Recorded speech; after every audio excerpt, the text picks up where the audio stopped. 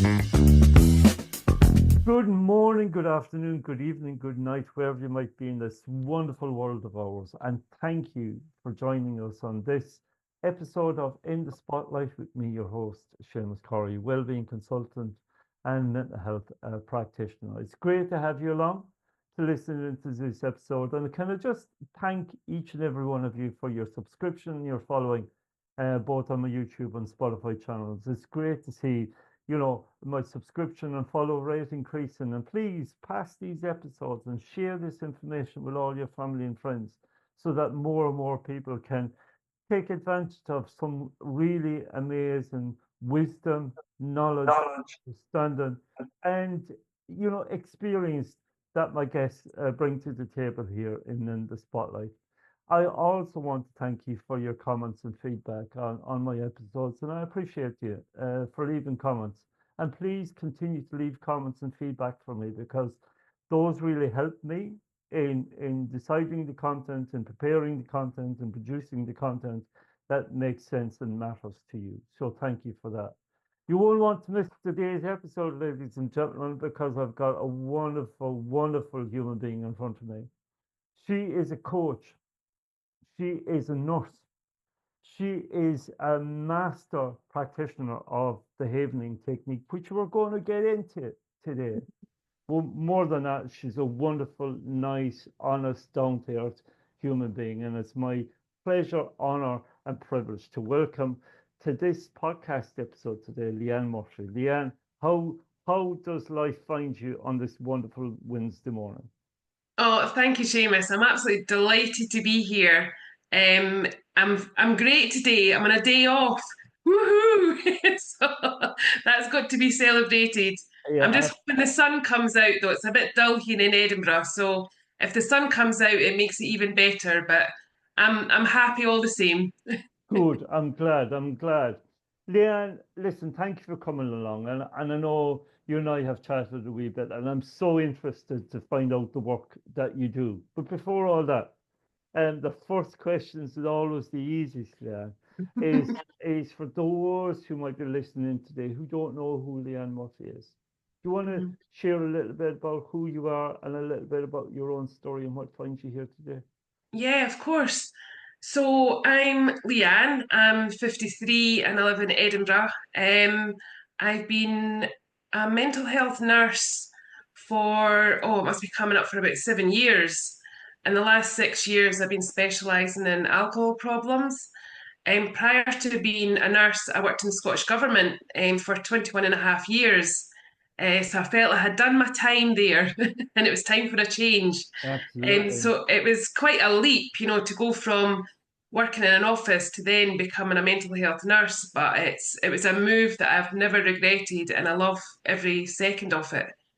Yeah. So I live in Edinburgh with my two cats, Echo and Ollie, who Echo may join us at some point. She loves to muscle in. She doesn't like me to get the spotlight all the time, so she may appear. um, and yeah, I suppose what started me on the journey that I'm currently on was I lost my mum 20 years ago to alcohol. And at the time, my mum was a teacher, so you never think that that's something that might have targeted somebody of that status. And I was aware she drank too much, but I wasn't aware just how damaging it was until she was sadly diagnosed with cirrhosis, Mm. and which is, the kind of end stage liver disease, and sadly passed away, within a couple of months after that. So I suppose from then, I just got on with life. I think life changed for me. I'd lost my dad just 10 weeks before that with cancer. So to lose both parents within that short space of time, it does change you. It does it makes you appreciate life, and it makes you appreciate opportunities that come your way, and you have to grab a hold of them. Mm. So I suppose I just took on life and did, some amazing things. Opportunities that came my way, I just went with it. And then when I qualified as a nurse, I suppose the addiction side was something that sparked my interest. And so after a year as working as a community psychiatric nurse, the opportunity came up to work as an alcohol liaison nurse in the hospital, and I jumped at the chance. And I've not left. So they're stuck with me. Yeah. And so I think it was quite sad in a way because I learned so much that I wished I had known Mm, 21 years ago, mm, because I feel maybe I could have changed things for my mum. Maybe I would have had the education back then to have steered things in a different direction. So as much as it's a great job and I've learned so much, there's always that tiny wee part that thinks, what if I knew all this mm, information all that, that time ago, my yeah. mum potentially still would have been here. Yeah. But you can't dwell on that too much, I mean, I think the education that I've learned and the job I do, I feel if I can just help one person, then I've done a good job. Absolutely, absolutely, and firstly, Leanne, can I just express my sympathy to you and the loss of your mum and dad, and in Thank you. just in such a short space of time, and as somebody who's lost both parents myself, I can appreciate the loss succinctly that you felt, you know, not only trying to recover from the loss of your dad, but the loss of your mum so short after. It must have been horrific for you. But I also want to celebrate your service and the service that you give on a day-to-day basis, working in mental health as an NHS nurse, particularly in the area of alcohol rehabilitation. And you know, this is Mental Health Awareness Week, and what an appropriate uh, time to speak about mental health. Have you noticed, Leanne, in your work, and certainly as a mental health practitioner, I can only speak from the outside in, you can speak from the inside out. Mhm. Has it got worse, or has it that more people are now presenting with more mental health and alcohol related problems? Yeah, I think the two of them are very, very closely interlinked. Mm, A lot of people maybe start drinking because of their mental health, mm, because it's a quick fix, it's a quick solution, it's easily accessed. I mean, for somebody to wait on a waiting list for mental health support can be a long time. So yeah. to get that relief from alcohol is sometimes the route that people go down. But also, alcohol causes mental health difficulties. It causes anxiety. People think that it relieves anxiety, but it doesn't. Alcohol actually keeps that cycle of anxiety running. So a lot of the time when people stop drinking, their anxiety disappears. Yeah. It's also depressant. Yeah. So it's never going to lift your mood. It's always going to drag it down.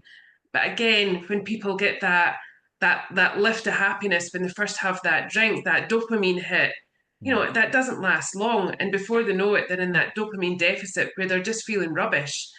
And your body's constantly struggling to try and, get that balance back. So I think that's what I try and do is raise an awareness that alcohol doesn't help these things. Alcohol is always going to take from you. It never gives you anything. mm, And to try and make people aware that alcohol is continuing to keep your mental health status in a bad place. mm. But then it's Absolutely. hard. People get trapped in that cycle. Absolutely, and uh, uh, speaking honestly and transparently about my own drinking habits, like I'm an embarrassment to the Irish nation. I'll tell you now, because I wouldn't class myself a drinker in terms of the Irish definition of being a drinker. I'm not a many pints man. I'm a 2 pints and I'm out. But even that was becoming problematic for me, and I want to really thank you today, because I knew you were coming on, and I did some background. Now, I did a dry January back in January, right? Yeah. And I found it extremely liberating. I found it Mhm. extremely liberating. Yeah. At the end of dry January, I had probably three or four lagers left in the fridge, and I thought, why not waste those and just have them? So I've had them, right? But I want to share with you today that since Easter Sunday, I woke up on Easter Sunday morning and I said, that's it. No, Ah, that's it. No more alcohol for me, right? yeah. No more alcohol for me. And what a revelation that's been. Yeah. because we have this idea that in order to be social, in order to go out, in order to be, you know, to be, to, you know, to not be embarrassed when we go, we need to drink, right? And that's not the case, right, Leanne? Exactly. I think that's it. There's this perception that you can't socialize without alcohol. Yeah, And you think, well, where did that come from? Who says that that's the rule? There's yeah, no rule. You can happily go out and socialize without alcohol and have an even better time. And the following day, you're not missing plans because you're hungover, you're feeling rubbish. You wake up and you feel great and you think, well, actually, just been given today back because if I'd been drinking, I would have lost today. So I absolutely. always say that alcohol, it gives you it takes your time, it takes your money, it takes your health, Mm. it takes relationships, it takes jobs, it takes people's homes, and I think the whole time thing, when I realized that, I thought, yeah, people, if they're not thinking about alcohol or drinking it, they're recovering from it. Yeah, So when you remove alcohol from the picture, you're giving back so much time in your day that, you know, it's quite a liberating, perception. yeah, and the body is an amazing, the body is an amazing tool, right? Because it can heal Yeah, itself. You know, it can heal yeah, itself if you remove the toxins from the body, and you know, yeah, the liver can actually heal itself, right? yeah. And that's the thing. I think to a certain extent, the liver can regenerate, but it comes a point where it doesn't. Yeah. So obviously, early stage liver disease, there's no symptoms, so people can be going around their daily business not aware that their liver started getting damaged. The liver's an amazing organ. It performs hundreds of functions, Mm. and it's quite a good guy, quite a cool guy. So I feel, why not look after this, because it does so much for you.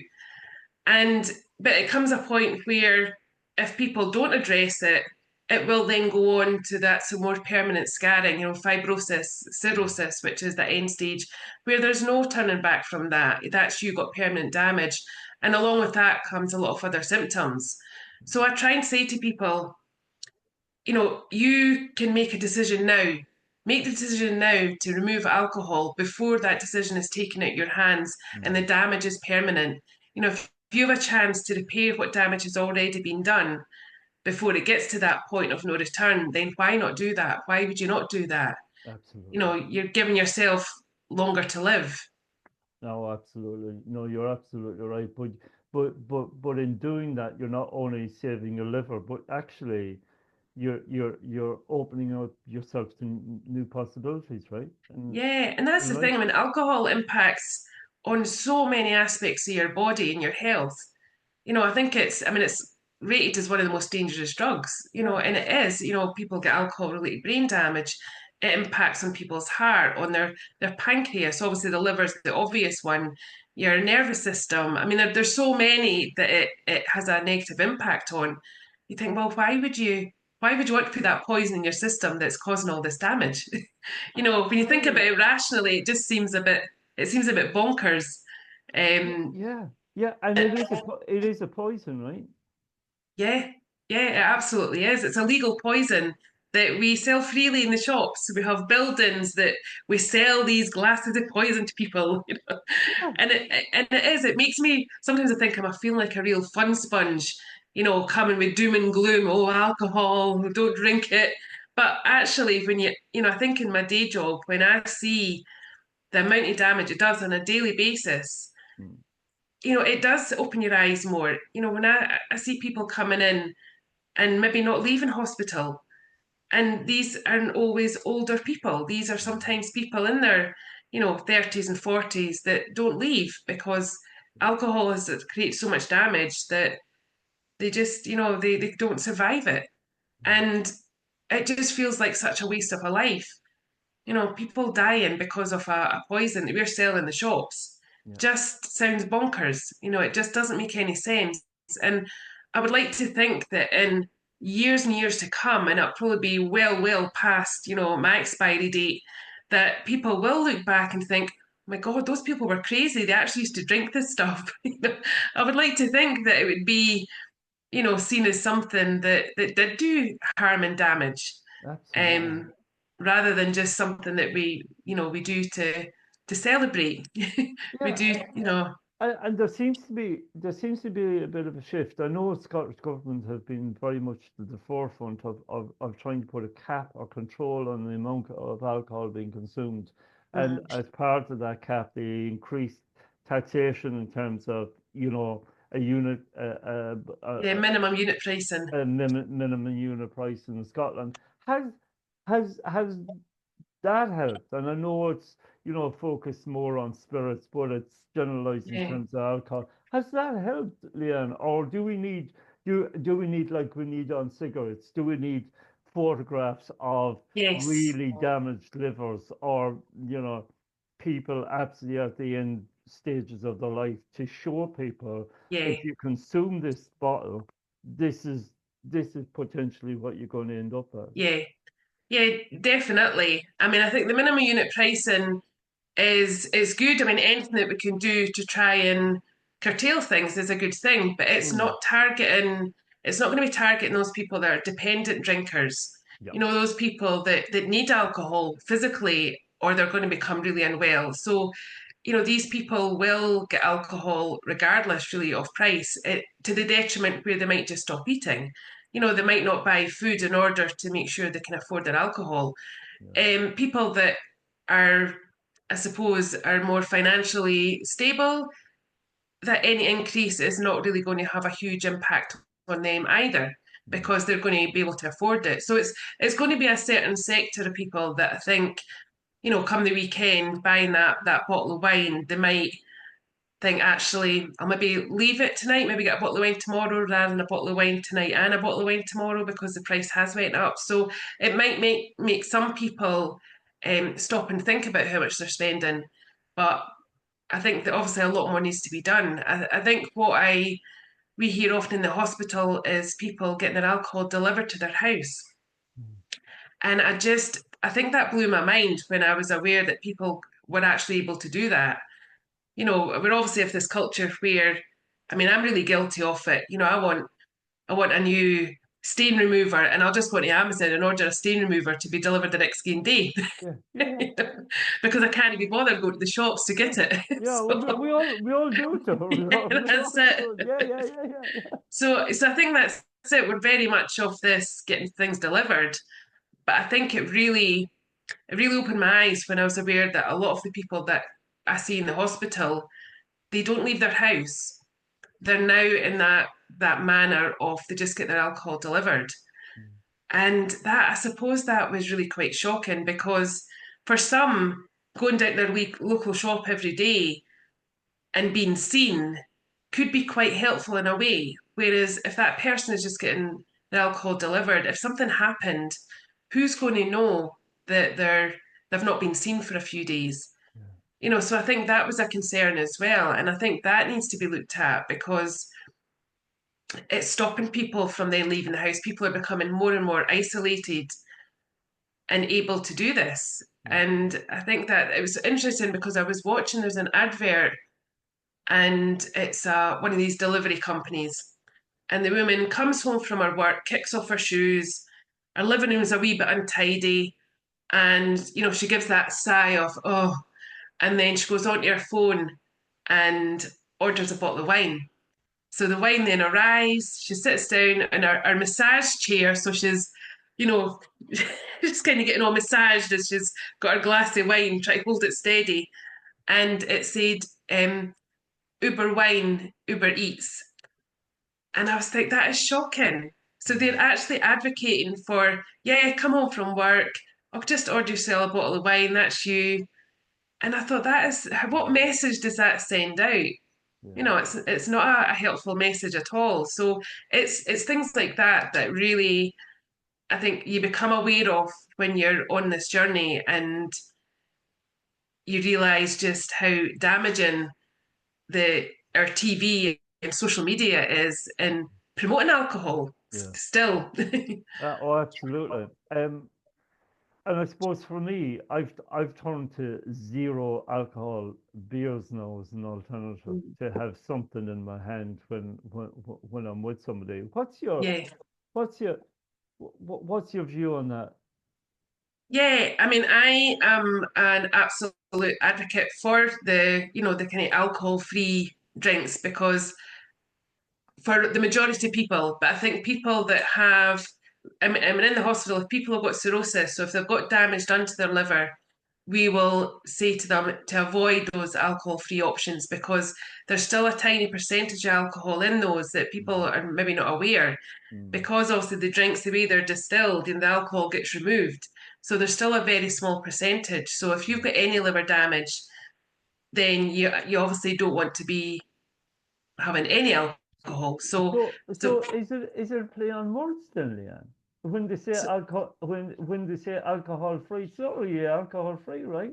I mean, it could be that it's 0.001%, so it can be very, very tiny, very minimal. Yeah, But or sometimes it'll just be low alcohol. So I suppose it's worth checking the label. yeah. But yeah, and again for people that have maybe been alcohol, dependent or had kind of alcohol, use disorder, then you don't want even having an alcohol-free version can be a trigger for them. So Mm, you want to just try and encourage people to find something totally different to drink.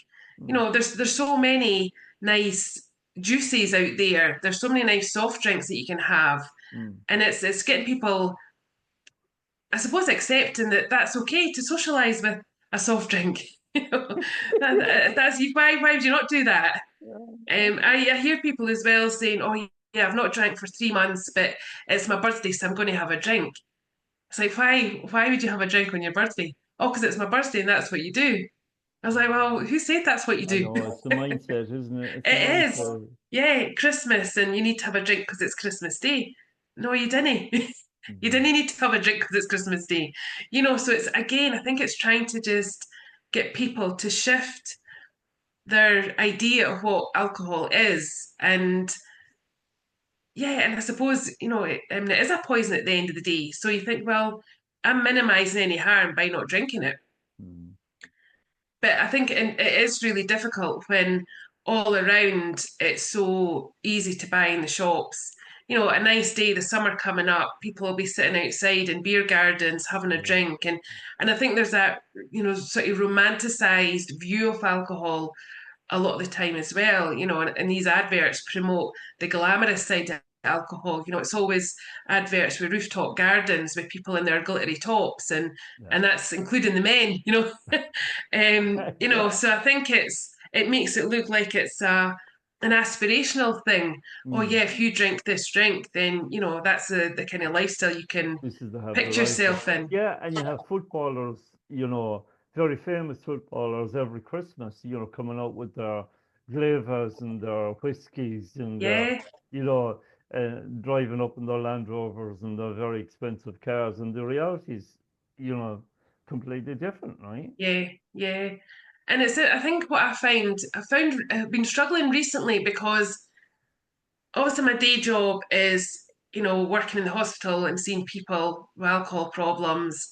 Um, and then the kind of coaching side that I do is, raising awareness. And I think I felt recently, I was thinking, I've never had an issue with alcohol personally. I've never struggled with alcohol. It's not been, thankfully, something that's really on my radar. If I'm going out for a meal, I mean, I'm more interested in what's the dessert menu rather than I'm with what's the you. wine list. I'm with you. Yeah, Yeah, I'll go back to front in the menu and say yeah. if they don't have good desserts, I'm fucking only there like That, that. that Yeah, no, yeah, I don't care what's the main meal. Just show me the yeah. dessert menu. Show me the dessert. Yeah, I'm with you, 100%. So I think I was really starting to struggle with, I'm doing this work, and will people think that what I give is value because I've not been through that struggle? I've not been the one that's daily drank or really taken it to another level. And so I had to do a bit of self reflection and think, well, actually, I have learned a lot of education through the job I do, and I'm very passionate about it because I lost my mum, Yeah. and that's what drives it for me. I've had the personal hit of losing somebody because of alcohol, so I know what that pain point feels like. Yeah. Also, I had a marriage that was destroyed because of his drinking, Mm, and so my life has been impacted by other people's drinking as opposed to my own drinking. Yeah. So I've had a bit of I suppose, a bit of a struggle with that recently because I thought I don't want people to think that, I'm here lecturing people and I've not personally been through that battle. But I Mm. can appreciate what that battle is, and I can appreciate how it impacts on an individual and the family, because it does, it's not just the individual that's affected, It's it does everybody. affect everybody around Absolutely. them. Yeah, absolutely. You're absolutely right. And not only that, Leanne, but you see on a day-to-day basis Yeah. the really horrific negative effects that alcohol consumption have on people. Yeah, yeah, definitely. And I think, again, it's people from all over society. It's people that are homeless Yeah. and, that don't work, to people that are high earners, have really decent jobs. Mm. So alcohol doesn't pick and choose, it can really target anybody. Yeah. And Yeah. so I think that again is quite, I suppose it's quite an eye opener, because you do think, well, yeah, anybody could be created at any time. And I think when I lost my mum and dad, I remember thinking, there could be a tipping point here. I could just crumble and then go down that dark path, Mm. or I can choose to just make the most of my life and yeah, and take opportunities. And that's the path I went down. But I know a lot of people that their drinking started because of a significant bereavement, and they just got so caught up in it, and then it becomes a habit. And I think that's the thing about alcohol, it can creep in when you're starting feeling quite vulnerable, and it maybe helps temporarily for that short period of relief, but then it becomes a habit. So people do then get into the habit of getting home from work, wee glass of wine just to help relieve the stress of the day, and then that creeps up the next day night to have another glass, but then it maybe builds up to a couple of glasses. Yeah. And so you can easily see how people end up with it to the point where it's an everyday drinking, and they may still function to a certain extent, they may still be able to go to work, but it's now, they're on that path where they're just daily drinking, and it can be more difficult to try and undo that. I'll pull that back. Yeah. Yeah. It is a it's a complex issue with complex dynamics, but the solutions in the most cases are really simple. And Yeah, I know from a coaching perspective, you work very closely with people to reset their mindset around alcohol, essentially, yeah. right? Yeah, definitely. And I think it's about empowering people over alcohol. I think my coaching program is called Liberate Your Life. So it's about finding that freedom, freedom in your life to actually go on and enjoy your life. I say to people, we get two lives. You get the life that you're living and the life you're capable of living. Yeah, And alcohol will never give you that life you're capable of living, and it'll destroy the life you're living. So you think, if you remove that, then the possibilities are endless. 100%. And if people are, and I think it's about getting people to look at why they drink, what's the reason behind their drinking? Because a lot of people don't realize, because it has crept in early on and just become a bit of a hook. And so they're not really aware of, God, why did that start? Why did I start? When did it become more problematic? So it's asking people those questions, why do you drink? What's the reason? Trying to identify those triggers. Because there's triggers it can be a certain person you're around that you were used to drinking with that person. That's what you did with that person. You go out for a drink. Yeah, Or it could be an environment, a certain place you go, that when you go there, that's the drink you have. So it's getting people to start identifying. I remember there was a guy in the hospital, and his trigger was when the Chase theme tune came on. That's when he'd have his first beer. So, he would hear that, and that would be right. Okay, that's me. That's time yeah. to have my first beer. So it can be simple wee things like that Wow. that just become so ingrained and so habitual that you're then not consciously aware that you're doing it. That happens, and oh, aye, that's it. Just head off to the fridge. So it's getting people to, I think, trying to, really look into why they do it, digging deep into that and starting to identify triggers and finding other ways to manage. So I think a lot of people, drink because it's a reward or it's a stress reliever or it's to relax them or there's so many different reasons people have. So it's trying to establish, okay, what else can you do to reward yourself at the end of a stressful day rather than having a drink, Yeah. and start putting those superpowers, in their toolkit so that they have then strategies to use rather than, just heading towards alcohol, which is has been something they've done for such a long time. Yeah, yeah, it is, and it's creating a new mindset and breaking those, Yeah, putting a stick in the spoke of the wheel of the tire of that habit, and getting people to think in new ways and different ways about, you know, how they drink and why they drink, and as you yeah, say, you know, filling that in then with more positive habits and behaviors, which yeah, will enable them to have a more fulfilling life. Can I, yeah. can I turn to the havering technique? Mm, And I know havering, in terms of the Scottish term, is very much on the cusp. You haver a little bit, whether you want to go down somewhere or do yeah, something, or talk to me about the havering technique. yeah. Well, it's actually havening. Havening, sorry. Yeah, There you sorry. go. I do There you haver go. though. I do a lot of havering. I do a bit of havering myself, but hey, my apologies. No, no, that's Havening. okay. So Uh, it's havening. So haven is, like a safe space. So I'd heard about havening probably a few years ago, and it was Paul McKenna, yeah, yeah, the yeah, hypnotist guy, yeah. and he was on the telly talking about it. And so I'd heard about it, and I looked into it a wee bit, but then did nothing more about it. And then a couple of years ago, when I went on this crazy journey of, I'd lost my auntie, and my auntie was like a mum to me when I lost my mum.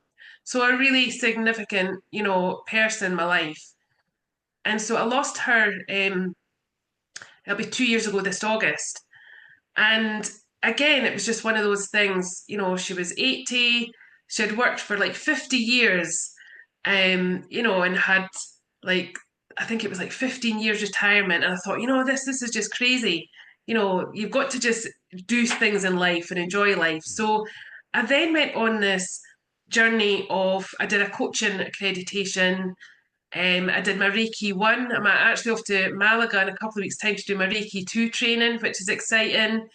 I'm in the middle of doing an NLP, so neuro linguistic programming course, and the havening was, came up, and so I did the course, and I've been a practitioner, certified practitioner now for just over a year. Wonderful. So it's a psychosensory modality.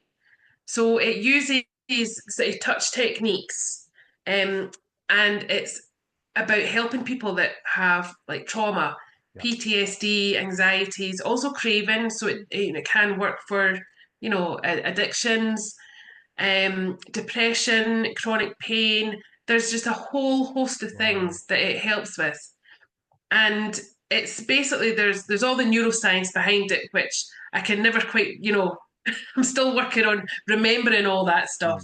Mm, mm, But it's very clever because obviously when a traumatic memory is encoded, it's different from a normal memory. And so people can get easily triggered. So with the havening, what it does is it works to displace those memories. So people then going back into the memory see it differently. yeah. And they no longer have that emotional charge that is causing them to, have flashbacks or, struggling day to day, because a lot of the times these memories will just fire in at any point and be a trigger and cause that anxiety.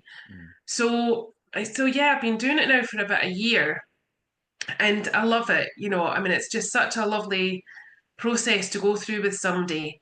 And it's fun. We do things like we sing. We will maybe shout out animals will go for walks in the forest or in a medieval castle, or so it's a lot of distraction work as well when you're going through the havening process. But I find it really powerful, and I've had people saying to me, asking me if I'm a witch, which I'm happy to take that because they've not been able to recall that initial memory that's been causing the distress. So it's something that I can do as part of the Havening coaching program. I Yeah, do a sort of Havening session with somebody, but it is also something that I do as a sort of standalone. wonderful. And I think just being able to help people in such a quick way, and that's what I love about Havening. You're not having the person going through weeks and weeks of having to tell their story, re-traumatizing. Mm, I literally, the person can give me a bit of history, but then when they go into that memory, I don't keep them in that memory for very long. As soon as I get a distress score from them, then that's it. I start the havening process. So I bring them out of that really quickly. So you're not having somebody sitting in a distressed state for any period of time. So that's what I love about it. yeah, And I'm hoping that eventually the NHS will recognise this as something that is helpful because it's incredible. It makes such a difference to so many people. I think, well, absolutely. why are we not using this? Absolutely. And look, as somebody who's had PTSD and received some EMDR therapy, you know, Yes, it's under uh, the same umbrella as EMDR.